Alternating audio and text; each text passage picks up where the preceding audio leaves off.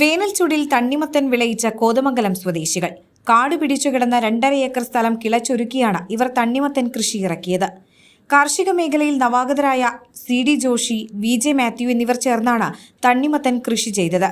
മലയിൻകീഴിന് സമീപം 2 ഏക്കർ പാടത്താണ് മഞ്ഞ ചുവപ്പ് നിറത്തിലുള്ള കിരൺ തണ്ണിമത്തൻ ഇവർ കൃഷി ചെയ്തത്.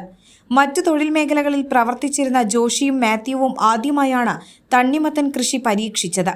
ജൈവ രീതിയിലാണ് കൃഷി ചെയ്തത്. വിത്തിടൽ മുതൽ വിളവെടുപ്പ് വരെയുള്ള മുഴുവൻ ജോലികളും ഇവർ തന്നെയാണ് ചെയ്തത്. മലയിൻകീഴ് ബൈപ്പാസ് റോഡിൽ പ്രത്യേകം തയ്യാറാക്കിയ സ്റ്റോൾ വഴിയാണ് തണ്ണിമത്തനുകൾ വിറ്റഴിക്കുന്നത്. നല്ല രുചിയും നിറവുമുള്ള വിഷരഹിത തണ്ണിമത്തനുകൾ വാങ്ങാൻ ധാരാളം പേർ എത്തുന്നുണ്ട്. കൃഷിയുമായി മുന്നോട്ടു പോകുമെന്നും പച്ചക്കറി, വാഴ തുടങ്ങിയവ കൃഷി ചെയ്യാനാണ് തുടർന്ന് ഉദ്ദേശിക്കുന്നതെന്നും കർഷകനായ ജോഷി പറഞ്ഞു. സമീപകാലത്താണ് ഞങ്ങൾ ഈ കൃഷി മേഖലയിലേക്ക് കടന്നു വരുന്നത്.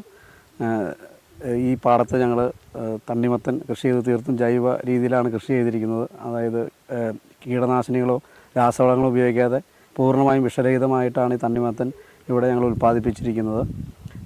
ദൈവകൃപയാൽ തരക്കേടില്ലാത്ത വിളവ് ഞങ്ങൾക്ക് ലഭിച്ചു. കോതമംഗലം മലയൻകീഴ് ബൈപ്പാസ് റോഡിൽ ഒരു സ്റ്റാൾ വഴി ഞങ്ങളുടെ ഈ തണ്ണിമത്തൻ ജനങ്ങളിലേക്ക് എത്തിക്കുന്നതാണ്, വിൽപ്പനയ്ക്ക് എത്തിക്കുന്നതാണ്. ഇനിയും ഞങ്ങൾ കൃഷി മേഖലയിലൂടെ കടന്നു പോകാനാണ് ആഗ്രഹിക്കുന്നത്. ഇതുപോലെ ഇടകൃഷികളായ തണ്ണിമത്തൻ, ചീര അങ്ങനെയുള്ള കൃഷികളും നേന്ത്രവാഴ കൃഷി ചെയ്യണമെന്നാണ് ഞങ്ങൾ കരുതുന്നത്. കൃഷിയുമായി മുന്നോട്ട് പോകാനാണ് ഞങ്ങളുടെ തീരുമാനം.